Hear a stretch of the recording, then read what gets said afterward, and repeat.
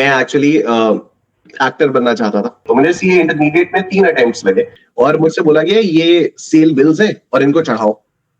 तो चढ़ाओ मतलब I started earning at the age of 27 और 28। आपके फ्यूचर गोल्स क्या है? मैंने फ्यूचर गोल्स बनाने छोड़ दिए हैं।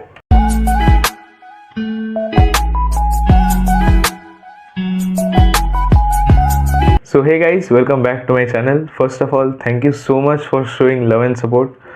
आप लोगों के बिना मैं यहाँ तक नहीं पहुँच पाता। कहाँ मेरे 20-30 सब्सक्राइबर्स थे एंड कहाँ मेरे अब 1600 प्लस सब्सक्राइबर्स है। So thanks to all of you, बहुत दिल से। So I am very happy to announce that I am starting a podcast series जहाँ पे मैं तुम्हारे फेवरेट टीचर्स, कंटेंट क्रिएटर्स इन सबको लेके आऊँगा and you can get a close insight from all of them कि इस कोर्स के बारे में, उनके लाइफ के बारे में। तो चलो, without delaying further, let's start with our video. So guys, welcome to the first episode of the CS Sphere and let us welcome our first guest, your favorite maths teacher, the GOAT, CA Nishant Kumar sir. Thank you so much, Rijan. Thank you so much for having me. Sir, मैं तो विश्वास नहीं हो रहा मुझे। Yeah, so that's so sweet of you, Rijan. मैं अभी shooting से पहले ही आपका चैनल देख रहा था and you're doing a wonderful job. And ये जो नई सीरीज आपने स्टार्ट की है the CS sphere, I am actually honoured to be the first guest of the CS sphere, तो बहुत अच्छी बात है। एंड आई एम श्योर इस हमारी जो कॉन्वर्सेशन अभी होने वाली है उसमें बहुत मजा आएगा और बहुत कुछ हम लोग स्टूडेंट्स के लिए वैल्यू और दे पाएंगे। यस सर, तो चलो शुरू करते हैं। आपके बारे में फिलहाल तो पता ही है सबको और इंट्रोडक्शन की जरूरत नहीं है, बट जो नहीं पता है वो पूछना है पहला क्वेश्चन कि आपका लाइक चाइल्डहुड कैसा था, स्कूल, एकेडमिक्स, ये सब। यार बचपन में ना मैं थोड़ा सा पढ़ाकू टाइप का था, ऑल्दो मुझे पढ़ना कभी पसंद नहीं था। तो ऐसा था कि हाँ, यूज टू बी स्टूडियस। घर पे थोड़ा सा मम्मी की तरफ से स्पेशली थोड़ा सा ज्यादा स्ट्रिक्ट माहौल था पढ़ाई को लेकर। पापा की तरफ से इनिशियली मुझे लगता था कि उतना स्ट्रिक्ट माहौल नहीं है पढ़ाई को लेकर, क्योंकि मेरे मार्क्स अच्छे आ रहे थे। लेकिन जब मेरे मार्क्स थोड़े से कभी भी अगर डिटीरियोरेट होते थे तो मुझे पता चलता था कि नहीं, पापा की तरफ से भी है। पापा बस ऐसे दिखाते थे कि नहीं नहीं, अरे कोई बात नहीं, कोई बात नहीं, वो ठीक है। वो तब भी यही बोलते थे कि कोई बात नहीं, but he used to make sure कि अगले जो भी अगला एग्जाम होगा, अगला चाहे वो मंडे टेस्ट हो, चाहे वो यूनिट टेस्ट हो, चाहे वो टर्मिनल एग्जाम्स हो या कुछ भी हो, तो उसमें अच्छे मार्क्स आए। तो he used to guide me कि ऐसे ऐसे प्लान बनाओ, ऐसे रिवाइज करो। इनफैक्ट जो मैं रिविजन प्लानर बताता हूँ सभी स्टूडेंट्स को, तो वो मेरे पापा ने ही बताया था। और उस समय एक्सेल पे कैसे बनाते हैं तब बताया था। तब ये गूगल कैलेंडर वगैरह तो नहीं होता था, तो तब पापा ने एक्सेल पे बनाना सिखाया था। तो मैंने भी 4 साल पहले जब ये रिवीजन प्लानर की पहली वीडियो बनाई थी अनअकैडमी के प्लेटफॉर्म पे, तो वो मैंने एक्सेल के थ्रू ही बनाई थी। और उसके बाद फिर मैंने उसको थोड़ा सा अपग्रेड किया कि यार गूगल कैलेंडर के थ्रू बनाना आसान होता है। But anyway, talking about my childhood, yes I was kind of a studious student. एक टाइम पे तो मैं थोड़ा सा ऑलराउंडर भी टाइप का हो गया था। मैं गा भी लेता था, मैं सिंथेसाइजर भी बजाता था, खेलता कभी नहीं था। मैं स्पोर्ट्स से, मैं मतलब प्रोफेशनली कभी ऐसे, या जैसे स्कूल में होता है ना कि ये स्पोर्ट्स टीम है तो इसमें एक बंदा है, तो वो स्पोर्ट्स में इन द सेंस क्या, ठीक है, अगर वो जो लंच ब्रेक होता था ना स्कूल में, वहां पर ऐसे थोड़ा बहुत दोस्तों के साथ खेल लिया तो खेल लिया, थोड़ा बहुत क्रिकेट फुटबॉल खेल लिया। अदरवाइज कभी ऐसा नहीं होता था कि मैं किसी टीम में सेलेक्टेड हूँ। ऑल्दो एक बार मुझे याद है 2003 में ना एक आईसीसी चैंपियंस ट्रॉफी आई थी, तो उसको देखकर, तब मैं 7th क्लास में था, 6th में था मेरे ख्याल से, 2003 2001 या 2 की बात है। तब मैं 6th क्लास में था और तब मेरा बहुत जोश चढ़ा था मुझे कि मैं क्रिकेटर बनूंगा बड़ा होकर। तो मेरे पापा ने क्रिकेट की ट्रेनिंग शुरू कर दी थी, तो रोज सुबह दौड़वाते थे, बहुत लंबा दौड़वाते थे। स्कूल में क्रिकेट कोचिंग ज्वाइन करवा दी थी। फिर मुझे पता लगा यार ज्वाइन करने के बाद इट्स वेरी टफ। मतलब हम लोग तो जब बचपन में खेलते हैं तो ऐसे ही टेनिस बॉल से खेल लेते हैं, पता नहीं चलता। बट जब स्कूल में प्रॉपर क्रिकेट ट्रेनिंग ज्वाइन की तो वो लोग वही लेदर बॉल से खिलवाते थे, इतनी चोटें लगती थी उसमें। तो मुझे समझ में आ गया नहीं यार, this is not my cup of tea. But हाँ, overall I was an above average student, मैं कह सकता हूँ अपने आप को। Not a very good student but not a very bad student also, above average student, yes. और फिर मतलब कैसे सोचा कि हाँ सीए ही परस्यू करना है आपको? यार मैंने बिल्कुल नहीं सोचा था। मैं एक्चुअली एक्टर बनना चाहता था, अभी भी मैं एक्टर बनना चाहता हूँ, बॉलीवुड में एक्टिंग करना चाहता हूँ मैं, ठीक है। ऑल्दो अभी इस समय बहुत फार फेच्ड ड्रीम लगेगा वो, लेकिन उस समय लगता था कि हाँ ठीक है, हो जाएगा।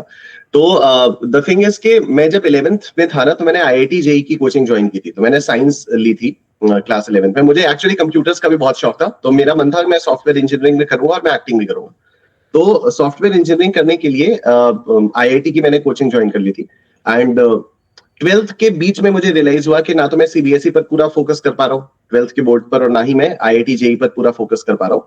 तो फिर मैंने आईआईटी की कोचिंग बीच में ड्रॉप कर दी। मैंने सोचा कि let's focus completely on CBSE.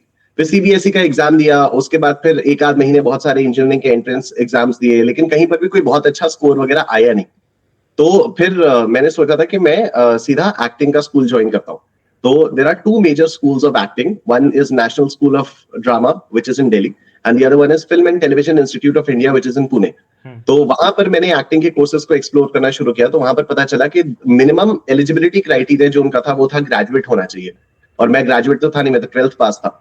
तो ग्रेजुएशन करने के लिए मेरे पापा ने ऐसे ही सजेस्ट किया कि तुम बीकॉम कर लो।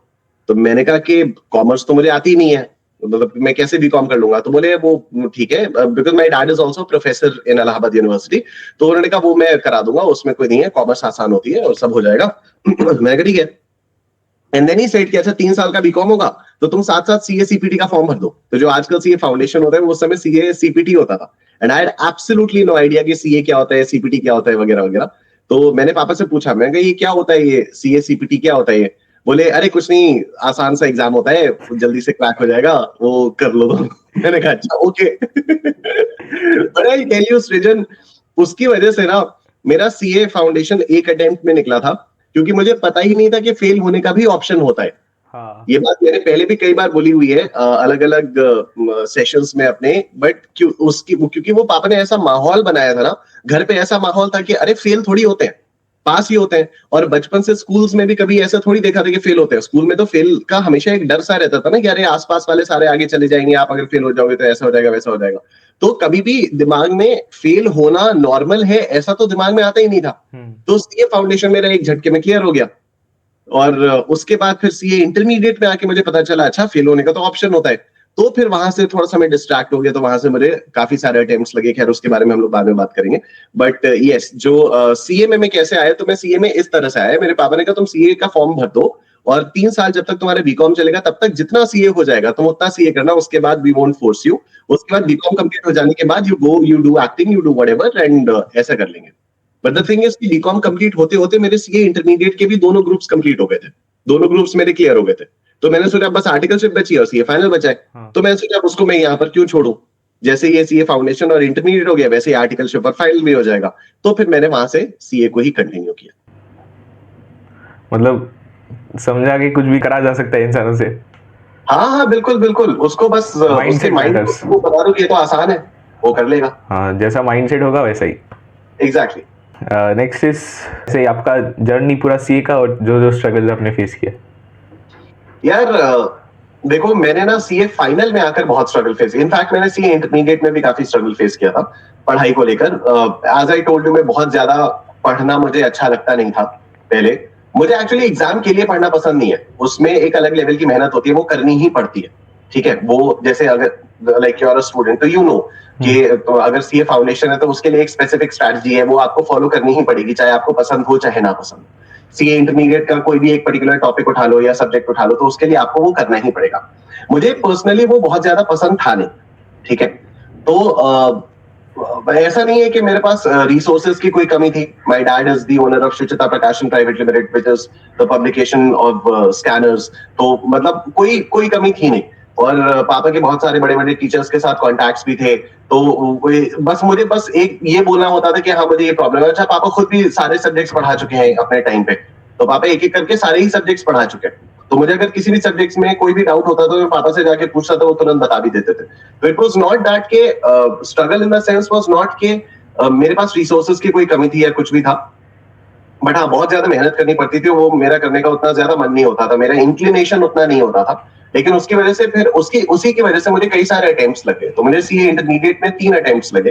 पहले अटेम्प्ट में मेरा कुछ नहीं हुआ, दूसरे अटेम्प्ट में मेरा ग्रुप 1 क्लियर हुआ, तीसरे अटेम्प्ट में मेरा ग्रुप 2 क्लियर हुआ, और सीए फाइनल में आके तो बहुत ही ज्यादा दिक्कत आ गई थी। सीए फाइनल में एक्चुअली मैं टाइम में मैनेज नहीं कर पा रहा था, मैं स्ट्रैटेजीज भी फॉलो नहीं कर पा रहा था। मैं खुद मैं स्ट्रैटेजीज जानता था और मैं अभी बताता हूँ, वो मैं खुद जानते हुए भी मैं फॉलो नहीं कर पा रहा था।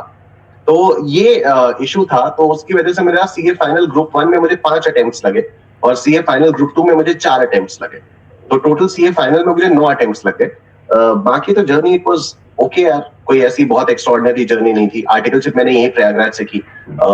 उसके बाद फिर सीए के बीच में ही, जब मेरा सीए फाइनल का कुछ नहीं हो रहा था, तो फिर मैं बीच में 3 अटेम्प्ट्स देने के बाद, सीए फाइनल के 3 अटेम्प्ट्स देने के बाद मैं नोएडा चला गया था। नोएडा में मैंने जॉब ढूंढनी शुरू की। मैंने 6 महीने जॉब भी की, और मैंने ये डिसाइड कर लिया था कि मुझे पढ़ाना है। लेकिन इनिशियली क्योंकि ऐसा था कि 3 अटेम्प्ट्स हो गए थे सीए फाइनल के, तो मैंने सोचा अभी मैं जॉब ढूंढता हूँ, साथ साथ में थोड़ी बहुत पार्ट टाइम ट्यूशंस देना शुरू करूंगा, और फिर देखते हैं टीचिंग वाली चीज कहाँ जाएगी। पढ़ाना ये मैंने बहुत पहले सोच लिया था। I think in the second year of articleship only I decided कि आई वांट टू टीच। तो मैंने फिर होटल में, एक जेपी वसंत कॉन्टिनेंटल होटल है दिल्ली में, मैंने वहां पर जॉब ज्वाइन की। वहां मैंने 6 महीने जॉब की। उसके बाद मुझे जॉब छोड़ना पड़ा।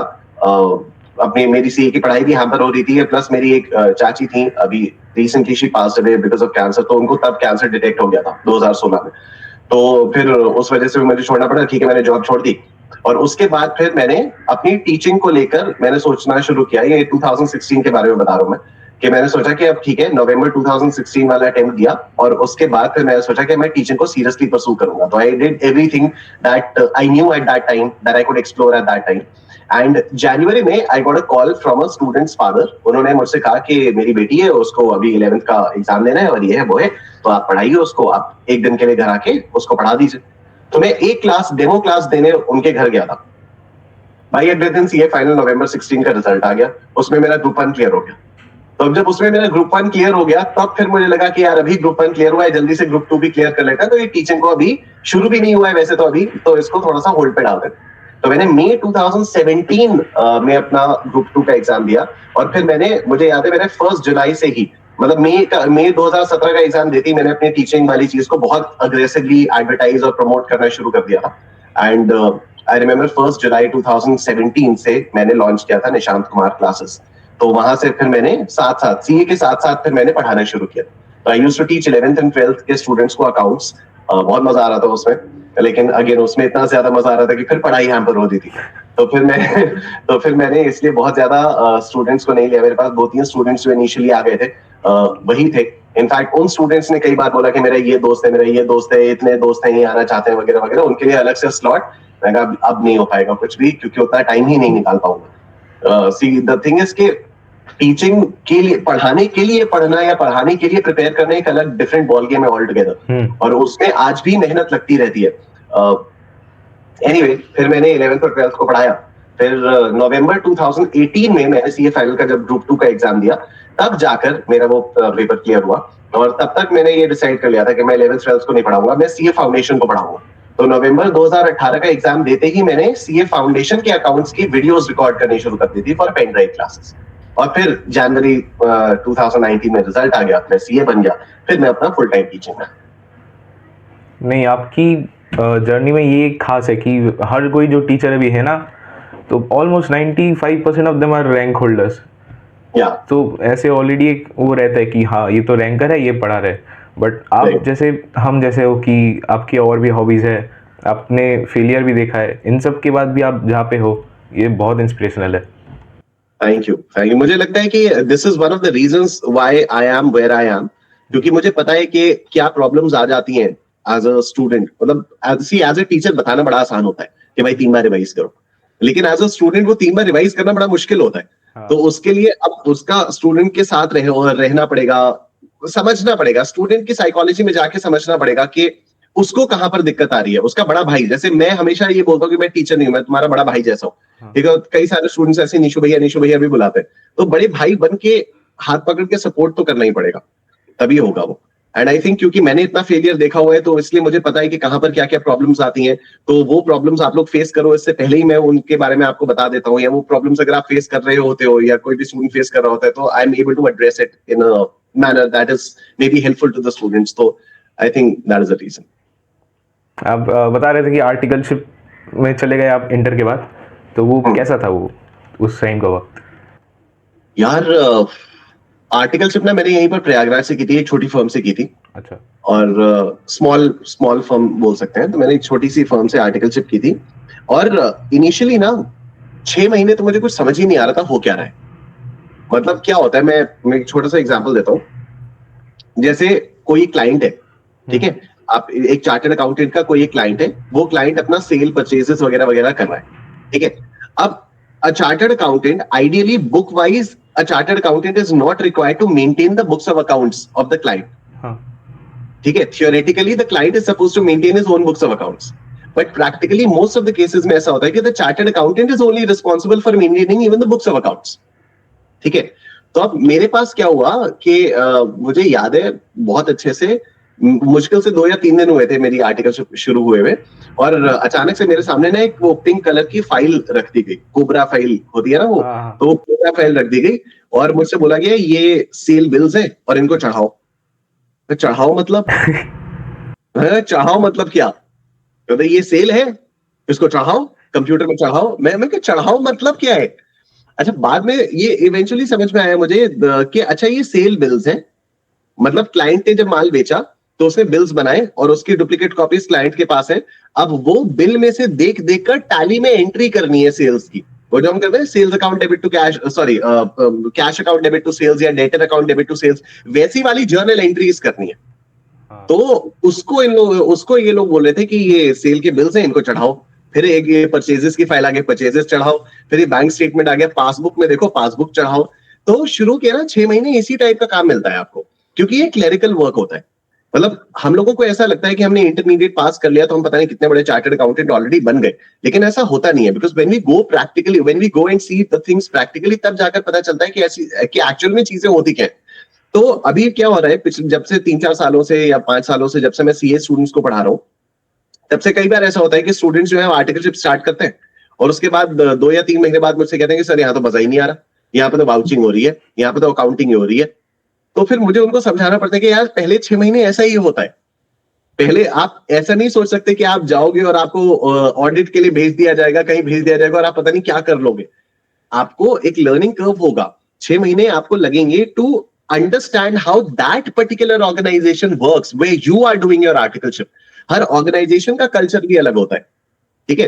किसी ऑर्गेनाइजेशन में ठीक शाम को 6 बजे आपको छुट्टी दे दी जाएगी, किसी ऑर्गेनाइजेशन में शाम को 7 बजे तक 8 बजे तक भी काम कराया जाएगा। अब वो कंप्लीटली आपके ऊपर डिपेंड करता है, either you take it as a learning, क्या ठीक है मैं 8 बजे तक कुछ सीख के जा रहा हूं, और यू टेक इट एज अरे हमसे तो गधा मजदूरी कराई जा रही है, हमें तो जबरदस्ती 2-2 घंटे एक्स्ट्रा रोका जा रहा है। ये कंप्लीटली आपके माइंडसेट पे डिपेंड करता है।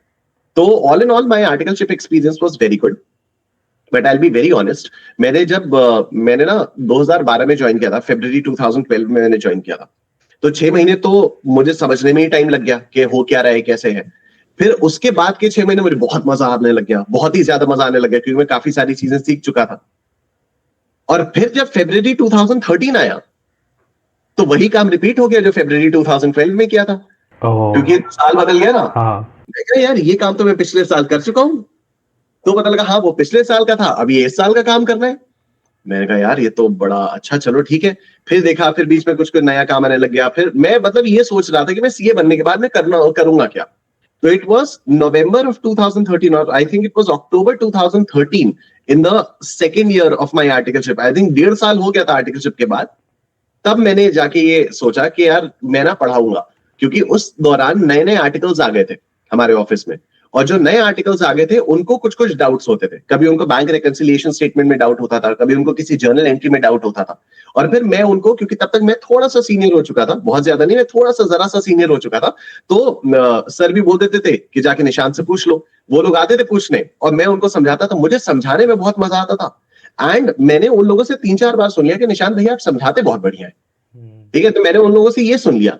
तो जब मैंने उनसे ये सुना और मुझे भी बहुत मजा आता था, तो मुझे लगा कि हाँ यार this is something that I can explore, कि मैं समझा अच्छा लेता हूँ, मुझे मजा भी आता है समझाने में। अच्छा बार बार मैं सेम चीज समझा रहा हूँ तो मुझे मजा आ रहा है, लेकिन बार बार सेम चीज मैं कर रहा हूँ तो मुझे कम मजा आ रहा है। तो दैट्स व्हेन आई रियलाइज कि यार ये एक टीचर के ट्रेट्स है। तो तब ठीक है, तब फिर मैंने सोचा कि मैं चलो सीए बनने के बाद मैं टीचिंग शुरू करूंगा, ऐसा था। अच्छा, तो आपने बोला कि आपने स्मॉल साइज फर्म से किया था, तो आप मतलब आप आज तक का एक्सपीरियंस बताओ कि ये स्मॉल, मिड और बिग 4 में मतलब क्या डिफरेंस हो सकता है? यार स्मॉल कैप मतलब स्मॉल फर्म में या मीडियम साइज फर्म में अगर आप आर्टिकलशिप करते हो ना, तो to the best of my knowledge आपको हर एरिया का एक्सपोजर मिलता है, ठीक है। जैसे मैंने आपको बताया पहले 6 महीने मैंने क्या किया, अकाउंटिंग की, ठीक है। मैंने ऑडिटिंग भी किया है, मैंने टैक्सेशन का भी काम किया हुआ है, मैंने बैंक ऑडिट्स भी किए हुए हैं, मैंने इंटरनल ऑडिट्स भी किए हुए हैं, मैंने स्टॉक ऑडिट्स भी किए हुए हैं, ठीक है। क्या होता है जब हम सीए इंटरमीडिएट पढ़ रहे होते हैं तो हमारा interest is governed by what we like in a particular subject, right. जैसे किसी को हो सकता है टैक्सेशन सब्जेक्ट बिल्कुल ना पसंद हो, ठीक है। हो सकता है किसी को ऑडिटिंग सब्जेक्ट बहुत ज्यादा पसंद हो, बट प्रैक्टिकली जब आप ऑडिट करोगे तो हो सकता है प्रैक्टिकली आपको ऑडिट करने में मजा ना आए और आपको टैक्सेशन पढ़ने में, आपको टैक्सेशन का काम करने में बहुत मजा आए। This is something that happened to me. जब मैं थियोरेटिकली टैक्सेशन पढ़ता था तो मुझे एक बार को पढ़ने में बड़ा मजा आता था, लेकिन उसके जो क्वेश्चंस होते थे, उसके जो प्रोविजंस होते थे, जैसे क्वेश्चंस को सॉल्व करना होता था, वो मेरी समझ में ही नहीं आता था, उसमें बहुत ज्यादा मेहनत लगती थी। तो I didn't like taxation at all. लेकिन जब आर्टिकलशिप पे जाके सर अगर कभी बोलते थे कि देखो ये वाले सेक्शन में क्या कहा है या क्या है, तो उसको जब मैं पढ़ता था और उसको पढ़ के मैं इंटरप्रेट करता था तो मुझे बहुत मजा आता था। तो आई रियलाइज कि आर्टिकलशिप में कोई एक पर्टिकुलर डोमेन में कई सारे लोग जाते हैं, जैसे बिग फोर वगैरह वाली फर्म्स जो होती हैं, जो जितनी भी बड़ी फर्म्स होती हैं, वो आपको पहले से ही ना कोई एक पर्टिकुलर डोमेन में डाल देता है, और फिर आपका वो 2 साल या 3 साल, 2 साल की जो आर्टिकलशिप है उसी डोमेन में आपका एक्सपोजर होता रहता है, उसी डोमेन में आपको परफेक्ट बनाते हैं, राइट। तो अगर किसी को पहले से पता है कि यार मुझे तो यही काम करना है, उनके लिए तो बिग फोर में आर्टिकलशिप करना इज द बेस्ट थिंग। कि अगर किसी को लग रहा है कि हाँ मुझे तो जिंदगी भर स्टैट ऑडिट करना है या मुझे टैक्स ऑडिट करना है, और मैं जो हूं वो टैक्स ऑडिट के लिए, और मुझे बिग फोर में टैक्स ऑडिट वाली पोजीशन मिल गई, बेस्ट है, उससे बेहतर कुछ नहीं हो सकता। लेकिन अगर किसी को डाउट है तो सिर्फ बिग फोर के नाम से कि यार मैंने तो आर्टिकलशिप बिग फोर से हो जाएगा और ऐसा हो जाएगा, सिर्फ उस वजह से बिग फोर में आर्टिकलशिप नहीं करनी चाहिए, ऐसा मुझे लगता है। क्योंकि अगर आप स्मॉल या मीडियम साइज फर्म से आर्टिकलशिप करोगे तो you will get an exposure of all the fields and then you can decide कि आपको अब आगे चलकर करियर कौन सी फील्ड में बनाना है। तो आप क्या कर सकते हो कि आप आर्टिकलशिप करो स्मॉल या मीडियम साइज फर्म से। मैं हमेशा ये रेकमेंड करता हूं कि आप आर्टिकलशिप करो स्मॉल या मीडियम साइज फर्म से। उसके बाद जब आप सीए बन जाओ, देन तब तक आपको पता चल जाएगा आपका कौन सी फील्ड में इंटरेस्ट आ रहा है, because you will have the practical exposure, और तब फिर आप बिग फोर में जाके जॉब ज्वाइन कर सकते हो। कई सारे लोगों को ये भी लगता है कि अगर आर्टिकलशिप बिग फोर से नहीं की है तो फिर बाद में शायद जॉब भी बिग फोर में नहीं मिलेगी। ऐसा बिल्कुल भी नहीं होता है, ऐसा बिल्कुल नहीं है। I know a lot of friends, मेरे बहुत सारे दोस्त ऐसे हैं जो जिन्होंने आर्टिकलशिप किसी भी ऐसी बहुत ही छोटी मोटी फर्म से की थी और उसके बाद they are working in good positions, big positions in big fours. कोई ईवाई में है, कोई डिलॉयट में है, कोई केपीएमजी में। तो ऐसी ऐसी बड़ी बड़ी फर्म्स में कई सारे लोग रहे हैं। तो आप सीए बन जाओ, सीए बनने के बाद डेफिनेटली बिग फोर में काम करो। बाकी अगर आपको एकदम क्लैरिटी है कि हाँ आर्टिकलशिप मुझे बिग फोर में करनी है और इस पर्टिकुलर डोमेन में करनी है, गो फॉर इट। मतलब आपको इंटरेस्ट पता है तो आप जाओ बिग फोर में, और आपको हाँ। एक्सप्लोर करना है तो मतलब नीचे से शुरुआत करो, स्मॉल या मीडियम साइज में जाओ, जिससे आपको हर एक का एक्सपोजर मिले। सही है। अच्छा, तो आप जैसे मैथ्स और टैक्स पढ़ा तो हाँ। यही 2 सब्जेक्ट क्यों? क्योंकि यही 2 सब्जेक्ट्स मुझे नहीं आते। नहीं, ऐसा नहीं है। मैथ्स, यार मुझे ना मैथ्स का हमेशा से ही बहुत इंटरेस्ट रहा है। बचपन से ही मुझे मैथ्स में काफी इंटरेस्ट रहा है। एक्चुअली क्लास 6 तक मुझे बिल्कुल इंटरेस्ट नहीं था मैथ्स में, लेकिन मेरे घर पे ऐसा माहौल था कि maths is supposed to be very interesting and maths is supposed to be very scoring. मेरे दादाजी ऐसे बोलते थे कि 100 में से 100 तो आने ही चाहिए, ऐसा कैसे हो सकता है कि मैथ्स में 100 में से 100 नहीं आए। एक मैं उन्हीं से पढ़ता था, फिर कुछ होता था। क्लास 7th में जब मैं आया ना तो मुझे जो स्कूल में मेरे मैथ्स के टीचर थे, उनका नाम है मिस्टर ओवन राइट। वो बहुत अच्छे टीचर थे। मतलब मैं वेट करता था मैथ्स की क्लास का। उससे पहले I used to dread maths की क्लास। ठीक है, 6th क्लास तक I used to dread maths की क्लास के यार नहीं हो पाएगा, नहीं हो रहा है ये वो। लेकिन 7th और 8th में जो मेरे मैथ्स के टीचर मिले स्कूल में, वो इतने अच्छे टीचर थे कि मैं बता नहीं सकता। मैं वापस आता था, जब स्कूल से घर वापस आता था तो मेरे पापा ने ना व्हाइट बोर्ड दिलवा रखा था बचपन से। तो मैं वापस आके उनकी मिमिक्री करता था। आई यूज्ड टू इमेजिन कि क्लास बैठी है मेरे बेडरूम में और मैं मैथ्स के क्वेश्चन सॉल्व करता था व्हाइट बोर्ड पे, उन्हीं के स्टाइल में, उन्हीं के एक्सेंट में, उन्हीं के तरीके से, उन्हीं के डायलॉग्स यूज कर करके मैं बिल्कुल उनको कॉपी करता था। ठीक है, वैसे मेरा मैथ्स इंप्रूव होने लग गया और मुझे ये समझ में आया कि मुझे उनसे पढ़ के क्यों मजा आ रहा है, because he used to break it down everything. एक एक छोटे से भी छोटा अगर स्टेप होता था ना, वो उसको ब्रेक डाउन करते थे। ठीक, तो 7th 8th में मेरा मैथ्स एकदम बहुत ही बढ़िया था। 9th में जब मैं 9th में मेरा स्कूल चेंज हुआ, 9th में मैं डीपीएस नोएडा में चला गया। वहां पर मैंने मैथ्स में काफी स्ट्रगल किया। ठीक है, और पता नहीं क्यों मेरे दोस्तों को लगता था कि इसकी मैथ्स बहुत अच्छी है और दोस्तों को लगता था कि इसका दिमाग बहुत तेज है। ठीक है, मैथ्स अच्छी होनी एक चीज है, लेकिन दिमाग बहुत तेज होना, इट्स लाइक कि आपने हल्का सा कुछ हिंट दिया और सामने वाले ने पकड़ लिया। ठीक है। तो मुझे मैथ्स में अगर कभी भी कोई भी डाउट आता था और मैं अपने दोस्तों से पूछता था तो मुझे बहुत ही ऊपर ऊपर से बता देते थे कि अरे इसमें तो ऐसे हो जाएगा, वो तो तू कर ही लेगा। और फिर मैं नहीं कर पाता था यार, मुझसे नहीं हो पाता था। तो मैं कहता था मुझे बताओ ना। एंड देन अब मैं डिवाइड करना भी बताऊं क्या तेरे को? मतलब माय फ्रेंड्स यूज्ड टू से समटाइम्स लाइक दिस कि अब हम डिवाइड करना भी सिखाएंगे क्या यार तेरे को? सिखा दो ना यार, क्या फर्क पड़ता है? ठीक है। तो वहां से आई रियलाइज यार मैथ्स में अगर किसी को मैथ्स पढ़ानी है ना तो उसको ऐसे पढ़ाना चाहिए ये मान के कि यार सामने वाले को कुछ नहीं आता, और उसको सामने वाले को छोटा नहीं फील कराओ कि तुम्हें कुछ नहीं आता। ठीक है।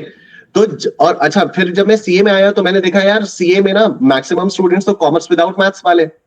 मैं जैसे मेरे पास तो साइंस थी, साइंस विद मैथ्स था, पीसीएम विद कंप्यूटर्स था मेरे पास।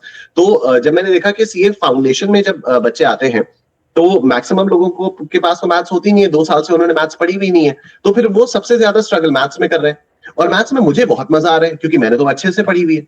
और क्योंकि मैं जानता हूं कि मुझे क्या प्रॉब्लम्स होती है मैथ्स पढ़ने में, आई वांट द सामने वाला the teacher to break down every single thing, छोटे से छोटा स्टेप बताओ। तो मैंने सोचा कि ये तो मैं पढ़ा सकता हूँ। फिर मैंने कुछ लोगों को ऐसे पढ़ाना शुरू किया, वो अच्छा रिस्पॉन्स आने लग गया उसका। तो फिर मैंने इस तरह से मैथ्स पिकअप किया। राइट। तो अगर आप लोग देखोगे, जैसे आपने मुझसे मैथ्स पढ़ा होगा तो फिर आपने देखा होगा कि कई बार मैं नंबर लाइन भी बनवाता हूँ। हाँ माइनस इंफिनिटी से इंफिनिटी, बीच में 0 1 2 3 4, मैं ये तक समझाता हूं कि y-3 इज ग्रेटर देन -5। यार ये सारी चीजें तो फर्स्ट सेकंड क्लास में पढ़ाई जाती है ना। I am not suppose to teach all these things in CA foundation, but still I teach these things in CA foundation क्योंकि मुझे पता है कि इसमें दिक्कत आती है।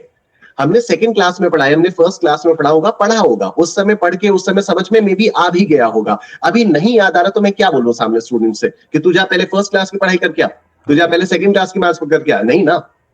मैं फ्रैक्शन को ऐड करना भी सिखाता हूं, मैं एलसीएम लेना भी सिखा देता हूं, मैं फ्रैक्शंस को माइनस करना भी सिखा देता हूं, मैं डिवाइड करना भी सिखा देता हूं। मतलब फ्रैक्शंस में अगर डिवीजन होता है तो उसको कैसे इनटू करके वो रेसिप्रोकल होता है, मैं वो सब भी बताता हूं जो हम लोग फोर्थ क्लास में पढ़ते थे। ठीक है। The reason is very simple, क्योंकि मुझे पता है कि कुछ लोगों को, और इनफैक्ट मैक्सिमम लोगों को, इन सारी छोटी छोटी चीजों में दिक्कतें आती हैं। ठीक है। कोई कहता नहीं है लेकिन मैक्सिमम लोगों को इन सारी चीजों में दिक्कत आती है। मुझे कैसे पता चला कि मैक्सिमम लोगों को? मैं पहले बोलने वाला था कि थोड़ी ही लोगों को दिक्कत आती है, बट मैक्सिमम लोगों को पता है कैसे मुझे पता चला कि दिक्कत आती है? क्योंकि हर बैच में मेरा एकदम सेट है। हर बैच में जब भी मैं कोई एकदम ऐसी बेसिक सी चीज बता रहा होता हूं तो मैं स्टूडेंट से कहता हूं कि देखो यार मेरी आदत है, मैं एकदम बेसिक से पढ़ाता हूं। ठीक है। हो सकता है कुछ लोगों को ये थोड़ा सा स्लो लगे। हाँ ठीक है। मैं जानबूझ के कहता हूं हो सकता है कुछ लोगों को ये स्लो लगे। तो सामने में ना चैट में भर भर के रिस्पॉन्सेज आते हैं, नहीं सर कोई स्लो नहीं लग रहा है, सही है, ऐसे ही पढ़ाओ, ऐसे ही पढ़ाओ। तो उससे मुझे समझ में आ जाता है कि यार ये चाहते हैं कि इनको ऐसे पढ़ाया जाए, एकदम ब्रेक कर करके पढ़ाया जाए। इट्स जस्ट कि ये बोल नहीं पा रहे हैं बेचारे, शर्म के मारे नहीं बोल पा रहे हैं, फॉर वट एवर रीजन बोल नहीं पा रहे हैं कि इसको इस तरह से पढ़ाओ। तो मैं पहले से ही वैसे पढ़ा देता हूं कि एकदम ब्रेक डाउन करके पढ़ाया जाए। मुझे मजा भी आता है मैथ्स में, और मुझे लगता है बहुत आसान सी चीज है। इट्स जस्ट कि प्रैक्टिस करनी पड़ेगी, और अगर स्टेप बाय स्टेप करके किया जाए तो बहुत ही आसान सब्जेक्ट है। ठीक है। Coming back to tax, tax मैंने कैसे शुरू किया? तो टैक्स मैंने ऐसे शुरू किया कि मेरे पापा ने ना मुझे बहुत पहले बोला था कि तुम टैक्स पढ़ाओ। मैं अकाउंट्स में ज्यादा अकाउंट्स की तरफ इंक्लाइन था। मेरे पापा ने मुझसे कहा था टैक्स पढ़ाओ।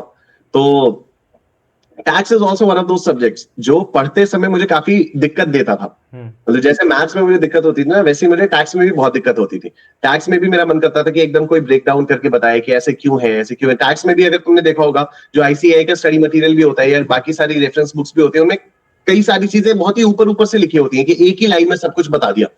ठीक है। तो मेरा मन करता था कि उसको थोड़ा सा ब्रेक डाउन किया जाए, संभाल के सिंप्लीफाई करके बताया जाए। तो खैर मेरे पापा ने तो बहुत पहले मुझसे कहा था, मैंने उसको डिसमिस कर दिया था। मैंने कहा यार टैक्स वैक्स पढ़ाना मेरे बस की बात नहीं है। फिर आई रिमेंबर 2022 की बात है, 2022 हम लोग अकेडमी में थे। जनवरी में सुबह सुबह ऐसी अंशुल सर से मेरी बात हुई, और कुछ तो जिक्र हुआ कि टैक्स के लिए कोई टीचर ढूंढ रही है यार एकेडमी, कुछ दिक्कत है या व्हाटएवर। तो फिर मेरे मुंह से ऐसे ही निकल गया कि मैं पढ़ा दूं क्या? बस एकदम ऐसे ही कैजुअली निकला, मैं पढ़ा दूं क्या? तो अंशुल सर ने तब बोला हाँ हाँ पढ़ा दो। तो मुझे लगा मैंने भी फॉर्मेलिटी में बोल दिया, अंशुल सर ने भी फॉर्मेलिटी में हाँ हाँ बोल दिया होगा। ठीक है। बाकी तो चल ही रहा है, जो चल रहा है वो चल रहा है, अनअकैडमी जो कर रही है वो कर रही है। भाई अंशु सर पीछे पड़ गए। अंशु सर शाम को कि हाँ निशांत भाई तो मैथ्स पढ़ाने का, वो टैक्स पढ़ाने का क्या सोचा? सर मैं तो ऐसे ही बोल दिया था। फिर उन्होंने मुझे समझाया कि नहीं, अगर आप टैक्स पढ़ाओगे तो ये अच्छी चीजें रहेंगी, और एक अच्छा स्टूडेंट बेस भी आपके पास है, मैथ्स से आपके पास अच्छा स्टूडेंट बेस भी है, and you will be able to teach better. अब क्योंकि मैथ्स पढ़ाते पढ़ाते 2-3 साल हो चुके हैं, तो मैथ्स में अब उतना ज्यादा कंटेंट वाइज एफर्ट डालने की जरूरत नहीं पड़ती, because I already know a lot of stuff in maths, तो now I can invest that time in teaching taxation. तो फिर सर ने मुझे थोड़ा थोड़ा पुश किया, सर ने गाइड किया कि ऐसे करो ऐसे करो ऐसे करो। तो फिर धीरे धीरे मैंने टैक्स पढ़ाना शुरू किया। एंड अगेन मेरी स्ट्रैटेजी हमेशा वही रहती है, ये सोच के मैं पढ़ाता हूँ कि सामने वाले को कुछ नहीं आता। अगर आता है भाई तो बहुत ही अच्छी बात है। मेरे दिमाग में ना दोनों चीजें रहती हैं कि सामने वाले को मुझसे भी ज्यादा आता है, और दूसरा ये भी आता है कि सामने वाले को कुछ भी नहीं आता है। जिस सामने वाले को कुछ नहीं आता है वो मेरा स्टूडेंट है, तो वो मेरे पास आएगा। जिसको बहुत ज्यादा आता है वो मेरे पास नहीं आएगा। एकदम सिंपल सी बात है। And I know for a fact कि मैक्सिमम लोगों को कुछ नहीं आता है, और अगर मैक्सिमम लोगों को कुछ नहीं आता तो मैं उनकी मदद करने के लिए यहाँ पर पढ़ा। That's it. मेरी टोन में कभी भी आप देखना, पढ़ाते समय कभी भी कोई कॉन्वर्सेशन या ऐसा कुछ नहीं आएगा कि अरे इतनी सी चीजें कैसे नहीं समझ में आ रही। I will always break down stuff कि ये है, जरूरत पड़ेगी मैं कुछ भी कर दूंगा, मैं नंबर लाइन बना दूंगा, मैं डायग्राम बना दूंगा, I will do anything to make the student understand. This is how I came into taxation. आपको भी पता है कि फाउंडेशन पहले से बहुत टफ हो चुका है, कि लॉ भी 100 मार्क्स का हो गया, फिर इकोनॉमिक्स भी 100 मार्क्स का हो गया, एंड लॉ के क्वेश्चन बहुत टफ आते हैं अभी। तो इस पर आपका क्या रिएक्शन है? यार मेरा रिएक्शन ये है कि ये बहुत अच्छी चीज है, क्योंकि जब मैंने सीपीटी किया था ना, तो अकाउंट्स 60 मार्क्स का होता था, लॉ 40 मार्क्स का होता था, मैथ्स 50 मार्क्स का होता था, और इकोनॉमिक्स 50 मार्क्स का होता था। सब कुछ एमसीक्यू बेस्ड होता था, और एक दिन में चारों पेपर्स का एग्जाम हो जाता था। ठीक है, तो अब there is a difference in the approach of solving an MCQ paper and a subjective paper. ठीक है, तो क्या हुआ कि जब मैंने सीपीटी में अकाउंट्स का पेपर दिया तो मेरे बहुत अच्छे मार्क्स आए। मैंने ऑब्वियसली उस हिसाब से पढ़ाई की थी, सब कुछ बहुत बढ़िया था, तो मुझे लगने लग गया था कि मुझे अकाउंट्स बहुत ज्यादा अच्छे से आती है। पर जब मैं सीए इंटरमीडिएट में आया और मैंने सब्जेक्टिव देखा, उसका सब्जेक्टिव पेपर्स देखे, कैसे ट्रेडिंग अकाउंट बनाना है, कैसे पीएनएल बनाना है, कैसे बैलेंस शीट बनानी है, तो मुझे समझ में आया कि मुझे जितना लगता था कि मुझे अकाउंट्स आती है, उतनी अकाउंट्स मुझे आती नहीं है। तो मैंने फ्रॉम स्क्रैच फिर से मेहनत करनी शुरू की थी सीए इंटरमीडिएट के अकाउंट्स के लिए। तो मुझे लगता है कि जितना ज्यादा इंस्टीट्यूट कर रहे हैं, देखो एक बात तो मैं हमेशा से बोलता आ रहा हूं कि सिलेबस बनाने वाले हमसे कहीं ज्यादा क्वालिफाइड है और हमसे बहुत ज्यादा चीजों को जानते हैं इंडस्ट्री के बारे में, तभी वो लोग सिलेबस बना रहे हैं। हाँ, कुछ चीजें एज ओल्ड तरीके से चलती आ रही हैं जो नहीं होनी चाहिए, वो ठीक है, लेकिन मैक्सिमम चीजें जो है वो इंस्टीट्यूट अपडेटेड रहकर बनाता है। ठीक है, तो अगर इंस्टीट्यूट ने लॉ, सीए फाउंडेशन का लॉ 100 नंबर का कर दिया, इंस्टेड ऑफ वो बीसीके वगैरह हटा दिया, तो उसके पीछे कोई ना कोई लॉजिक है, और मैं आपको साफ साफ लॉजिक बता देता हूं। बीसीके में होता क्या था, बीसीके सॉरी लॉ में बीसीआर होता था ना, लॉ एंड बीसीआर में बेसिकली आपको इंग्लिश पढ़ाई जाती थी, है ना, लेटर राइटिंग फॉर्मेट्स वगैरह होते थे, if I am not wrong, right.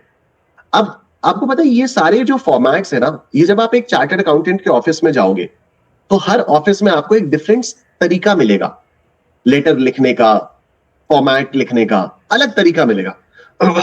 तो उसका सीए फाउंडेशन में पढ़ के ना कोई पॉइंट नहीं है। और ये बात मैंने भी कब रियलाइज की, मैंने रियलाइज कब तब की जब मैंने जैसे बताया ना 9th में मेरा स्कूल चेंज हो गया था, मैं सीबीएसई बोर्ड में चला गया था। तो फॉर्मल और इनफॉर्मल लेटर्स पढ़ाते थे स्कूल में, इंग्लिश लैंग्वेज में, है ना, इंग्लिश लैंग्वेज है, इंग्लिश लैंग्वेज में पढ़ाते थे फॉर्मल और इनफॉर्मल लेटर्स लिखने के फॉर्मेट्स। तो जब मेरा आईसीएसई बोर्ड था तो वहां पर कोई और फॉर्मेट पढ़ाते थे। जब मैं सीबीएसई बोर्ड में आया तो मेरा माइंडसेट तो आईसीएसई वाला था, तो मैं उस फॉर्मेट में लिखता था। तो फिर वो मैंने सीबीएसई की बुक में देखा कोई और फॉर्मेट था। अब मैं बोल रहा हूं कि सीबीएसई की बुक में गलत फॉर्मेट दिया हुआ है, वो लोग बोले नहीं तूने आईसीआईसी में गलत पढ़ा हुआ है, आईसीएसई में गलत पढ़ा हुआ है। तो मैं उनको गलत बोल रहा हूं, वो मुझे गलत बोल रहे हैं। ठीक है, चलो कोई बात नहीं, सीबीएसई में पास होने के लिए तो सीबीएसई वाला फॉर्मेट यूज करना पड़ेगा, कर लिया, अब पास भी हो गए। अब जब सीए में आर्टिकलशिप की, वहां भाई साहब कोई और ही फॉर्मेट चल रहा है।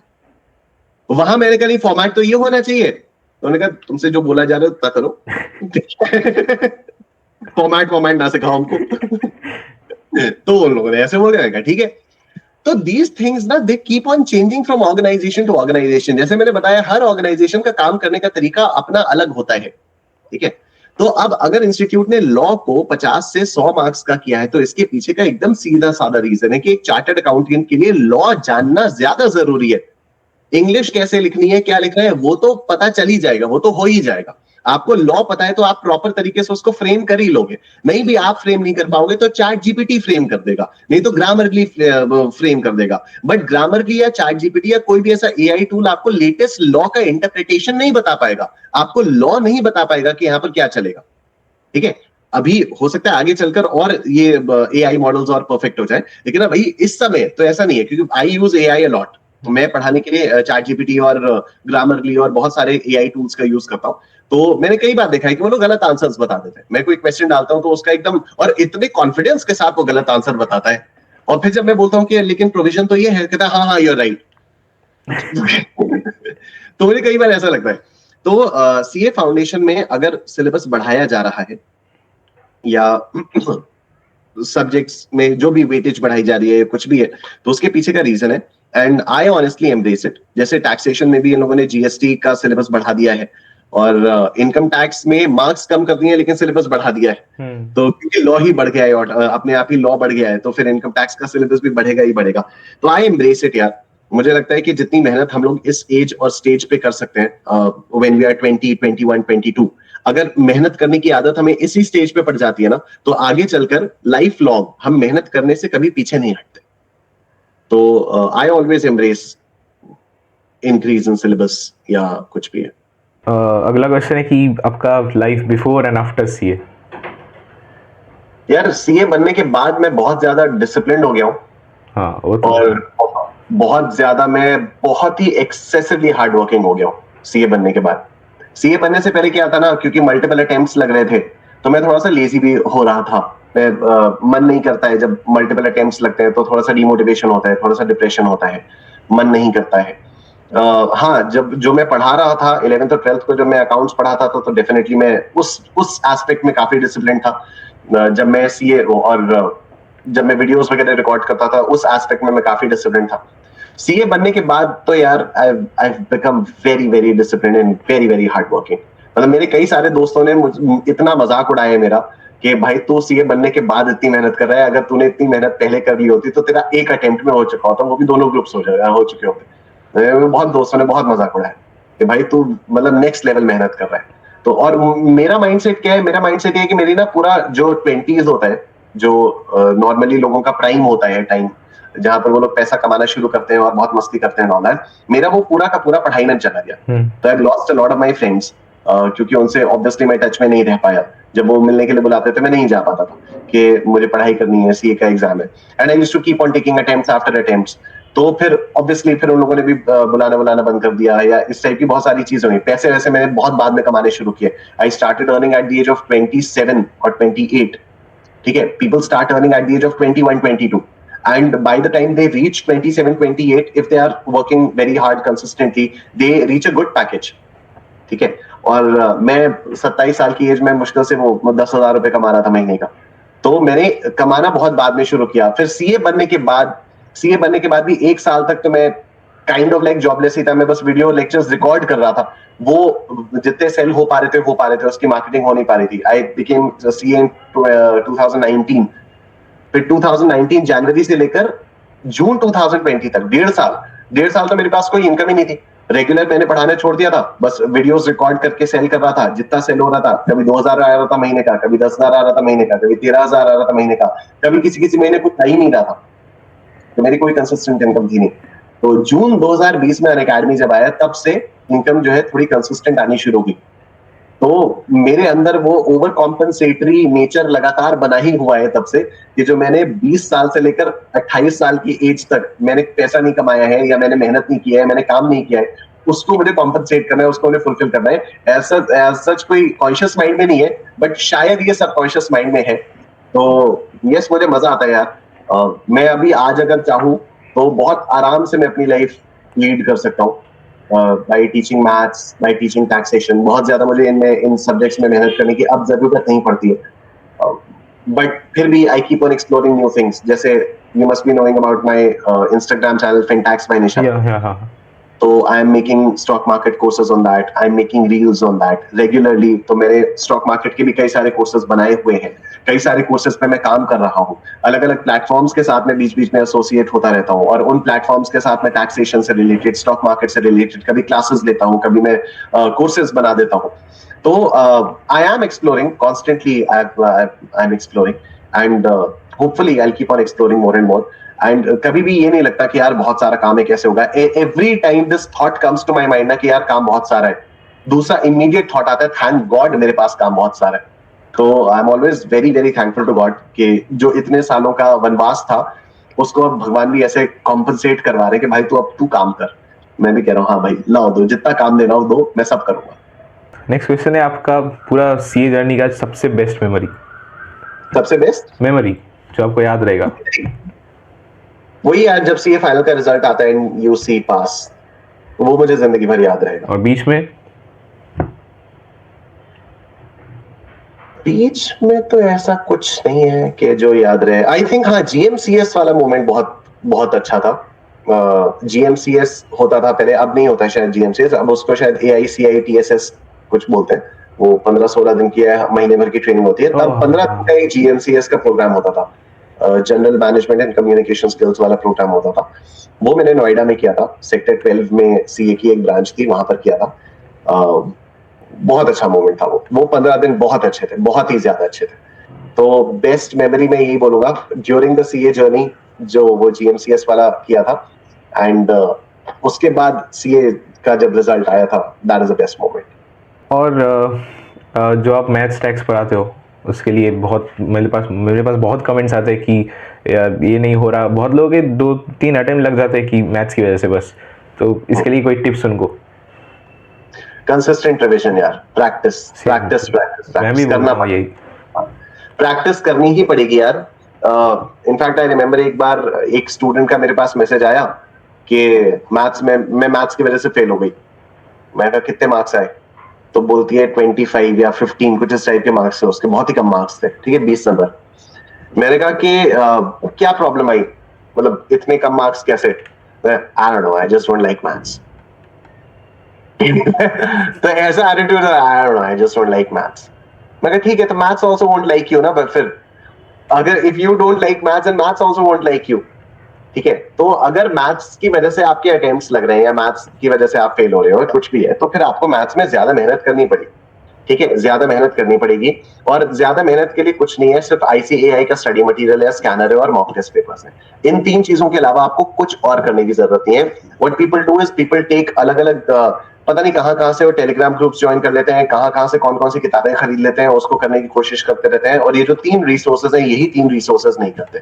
तो अभी जैसे आजकल हम लोग एकाग्रता के चैनल पर वो वन शॉट रिविजन्स कर रहे हैं, जहां पर मैं पास एग्जामिनेशन क्वेश्चंस ही करवा रहा हूं, and that is boosting the confidence of students like anything. सबसे हेल्पफुल आई गेस MTP और PYQs ही होती है. एग्जैक्टली. हाँ. तो जब आप MTPs और PYQs करोगे तो आपको पता चलेगा ना कि टेस्ट में, एग्जाम में कैसे क्वेश्चंस आने वाले हैं. तो फिर आपको भी थोड़ा सा आप रिलैक्स हो गए, ये सारी चीजें. तो लाइक अभी एकाग्रता में हम लोग 900 MCQ टेस्ट सीरीज बैच भी कर रहे हैं, तो वो कई सारे स्टूडेंट्स को डेफिनेटली ज्वाइन करना चाहिए. वो फ्री बैच है, मतलब we are not charging anything for this 900 MCQ test series batch. तो वो 3 हफ्ते का बैच है, 1 हफ्ता कंप्लीट हो चुका है, अभी मंडे से दूसरा हफ्ता शुरू होने वाला है. तो उसमें भी होता है कि आपकी रोज क्विज़ेस होती हैं, एक दिन मैथ्स की, एक दिन इकोनॉमिक्स की, और हफ्ते के एंड में उनका डिस्कशन होता है. वहां पर हम लोग पूरी स्ट्रैटेजी बताते हैं कि कैसे हो सकता है. तो मैंने ये भी नोटिस किया यार कि मैथ्स में कई सारे लोग ना एग्जाम हॉल में फेल इस वजह से होते हैं क्योंकि उनका एग्जाम हॉल में साइकोलॉजी गड़बड़ा जाती है, तो उनका माइंडसेट गड़बड़ा जाता है. कुछ वो 2-4 डिफिकल्ट क्वेश्चंस देख लेते हैं, फिर पूरा का पूरा पेपर वो नहीं 2-4 डिफिकल्ट क्वेश्चंस में अपना टाइम वेस्ट कर देते हैं, और जो पूरा सिंपल क्वेश्चंस होते हैं उनको सॉल्व नहीं कर पाते. तो ज्यादा से ज्यादा मॉक टेस्ट पेपर्स दो, स्कैनर में से PYQ सॉल्व करो, और रेगुलर रिवीजन करते रहो. जो मैं रिवीजन प्लानर बताता हूँ कि जो भी आपने पढ़ा उसका पहला रिवीजन अगले दिन होना चाहिए, फिर नेक्स्ट रिवीजन उसके 3 दिन बाद होना चाहिए, फिर हर 7वें दिन उस चीज का रिवीजन होना चाहिए. तो ये आपको गूगल कैलेंडर पे रिमाइंडर सेट करके फॉलो करना पड़ेगा. इनिशियली बोरिंग लगेगा, इनिशियली डिफिकल्ट लगेगा, बट इवेंचुअली इतना आसान हो जाएगा कि इसका रिजल्ट आपको तब पता चलेगा जब आपका एग्जाम में आप जाओगे. एग्जाम से 1 दिन पहले आपको इसकी पावर पता चलेगी. तो यही है यार. तो लास्ट क्वेश्चन आपके लिए कि मतलब आपके फ्यूचर गोल्स क्या है? मैंने फ्यूचर गोल्स बनाने छोड़ दिए हैं. मैंने कई साल पहले छोड़ दिए थे, क्योंकि मैंने जो कुछ भी सोचा था कि मैं ऐसा करूंगा, ऐसा बनूंगा, ये करूंगा, वो करूंगा, वो सब कभी हुआ नहीं. तो मैंने जैसे सोचा था कि मैं एक्टर बनूंगा, मैं एक्टर नहीं बना. मैंने सोचा था कि मैं अकाउंट्स पढ़ाऊंगा, मैं सीए फाउंडेशन, इंटरमीडिएट और फाइनल को अकाउंट्स पढ़ाऊंगा और मैं अकाउंट्स का इंडिया में बेस्ट टीचर बन जाऊंगा। तो सीए फाउंडेशन मैंने अकाउंट्स किया, सीए इंटरमीडिएट अकाउंट्स करने वाला था, उससे पहले मैंने सीए फाउंडेशन मैथ्स उठा लिया। जब मैथ्स उठा लिया तो मैथ्स ने मुझे नेम फेम मनी सब कुछ दे दिया। उसके बाद फिर मैथ्स के बाद वो टैक्स आ गया, तो अकाउंट्स दूर दूर तक नहीं है। तो अच्छा, मैं पहले स्टॉक मार्केट्स के कभी भी फेवर में नहीं होता था। I used to be completely against stock markets, क्योंकि मुझे स्टॉक मार्केट्स के बारे में कुछ पता ही नहीं था, मुझे आता ही नहीं था। ठीक है, देन 2020 में Groww came with an opportunity for me to make a course on stock markets for them. तो उसके बाद फिर मैंने स्टॉक मार्केट सीखना शुरू किया and now I am completely into stock markets. In fact I have my own company Fintax by Nishan, जहां पर मैं स्टॉक मार्केट से रिलेटेड कोर्सेज बना रहा हूं। ये तो कभी भी सोचा ही नहीं था ना। तो मैंने जो सोचा था वो तो कभी हुआ ही नहीं, और जो मैंने और उससे बेहतर चीजें होती गई। ठीक है, मे बी हाँ, मैं ये बोलूंगा कि अगर शायद मैं बॉलीवुड में अच्छा खासा एक्टर होता तो मे बी वो तो बेस्ट हो जाता। लेकिन ठीक है, जो भी मैंने नहीं सोचा था वो हो रहा है, और मैं उससे काफी एक्साइटेड रहता हूँ। ठीक है, कि यार ये हो रहा है, चलो इसको देखते हैं, ये एक नई अपॉर्चुनिटी मिली है, इसको एक्सप्लोर करते हैं। लाइक मैं एक सिंपल सी एग्जांपल देता हूँ। मैं 2-3 साल पहले जब मैं स्टॉक मार्केट्स में मैंने एंट्री ली थी, 4 साल हो गए इनफैक्ट, अक्टूबर 2020 में जब मैंने स्टॉक मार्केट्स में एंट्री ली थी, मुझे पता लगा था 2 चीजें होती हैं, एक होती है ट्रेडिंग, एक होती है इन्वेस्टिंग। मैं कहा ट्रेडिंग तो मैं जिंदगी में कभी नहीं करूंगा, मैं भी सीख रहा हूँ पिछले 2 महीने से। ठीक है, क्योंकि जब मैंने स्टॉक मार्केट्स के कोर्सेज बनाने शुरू किए तो मुझे समझ में आया कि students want me to teach them trading. मतलब इतने मैसेजेस आते हैं कि निशान सर ट्रेडिंग सिखाओ ना, ट्रेडिंग क्यों नहीं सिखा रहे? ठीक है, लॉन्ग टर्म में इन्वेस्टिंग समझ में आ रही है, लेकिन ट्रेडिंग तो सिखाओ। ठीक है भाई, जैसे लॉन्ग टर्म में इन्वेस्टिंग सीख के सिखाया, वैसे ही ट्रेडिंग भी सीख के सिखा देंगे। तो अभी हम ट्रेडिंग सीख रहे हैं, तो ट्रेडिंग सीखेंगे तो जल्दी ट्रेडिंग के भी कोर्सेज आ जाएंगे, जल्दी ट्रेडिंग के भी प्रोग्राम्स आ जाएंगे। सिंपल है। तो मेरा कोई फ्यूचर गोल नहीं है, जो चल रहा है वैसे सही है। मतलब जो जो हो जाएगा होता है अच्छा के लिए होता है। हाँ हाँ, जो हो रहा है अच्छे के लिए हो रहा है। बस काम करते रहना है, काम में कभी भी आलस नहीं करना है। ये है मेरा फ्यूचर का गोल, कि आगे चलकर कभी भी ऐसा नहीं हो जाना है कि बहुत ज्यादा मेरे भाव बढ़ जाए, या बहुत ज्यादा पैसा सर पे चढ़ जाए, या बहुत ज्यादा एटीट्यूड आ जाए, या कुछ भी इस टाइप का। जैसे मैं पिछले 4 सालों से हूँ, जैसा मैं अभी हूँ, वैसे ही मैं रहूं, और वैसे ही मैं काम करता रहूं, वैसे ही काम आता रहे और मैं काम करता रहूं। That's it, that is my future goal. आपकी स्टोरी बहुत इंस्पायरिंग है। थैंक यू सृजन। सबको बहुत, आई होप तुम लोगों को पसंद आया होगा। एंड थैंक यू सर इतना वक्त देने के लिए, बहुत कुछ पता चला कोर्स के बारे में, आपके बारे में। सो यही है कि हमको कभी उम्मीद नहीं छोड़नी चाहिए, जो होगा अच्छे के लिए होगा। एंड कभी कुछ अगर ना हो तो हम डिसअपॉइंट भी नहीं होंगे। बिल्कुल बिल्कुल, it's all a game of patience and hard work, that's it. Thank you so much सृजन फॉर हैविंग मी, बहुत मजा आया यार मुझे भी सर। आपसे बात करके। आई एम श्योर स्टूडेंट्स के लिए काफी वैल्यू ऐड हुई होगी, and do let me know कैसा रिस्पांस रहता है इसका, बाकी तो मैं भी देख ही लूंगा। ठीक है, ठीक है sir, thank you so much, thank you, bye. तो आई होप आप लोगों को ये वीडियो बहुत पसंद आया होगा एंड बहुत कुछ पता चला। एंड इसलिए मैं बोलता हूँ कि कभी गिव अप मत करो यार, जैसा हो रहा है, जो हो रहा है अच्छे के लिए हो रहा है। Everything has a purpose. तो तुम बस खुद पे ट्रस्ट करो एंड जो प्रोसेस हो रहा है उस पर ट्रस्ट करो। तो देखो ऐसा नहीं कि फेलियर सब कुछ है, फेलियर के बाद भी लोग बहुत आगे तक जा सकते हैं। तो आज हमने यही सीखा कि never late anything put you down. जो चल रहा है अच्छे के लिए हो रहा है वो होने दो, एंड तुम बस कोशिश करते रहो। ठीक है, एफर्ट्स डालते रहो, कंसिस्टेंट रहो, जैसे सर ने बोला, ऐसे ही तुम बहुत अच्छा कर लोगे लाइफ में। ठीक है, तो चलो that's it for today. And अब आई होप आपको अच्छा लगा होगा ये पहला एपिसोड पॉडकास्ट का। ये फिलहाल मेरी लाइफ का पहला पॉडकास्ट था, तो मैं भी थोड़ा नर्वस था, बट बहुत अच्छा लगा सर से बात करके। सो आई होप आप लोग को पसंद आया होगा। And let me know in the comments कि अगला आप किसके साथ चाहते हो पॉडकास्ट। तो फिलहाल हम लोग चलते हैं। Take care, keep studying, keep working hard, and मिलेंगे आपसे अगली वीडियो में। तब तक के लिए बाय।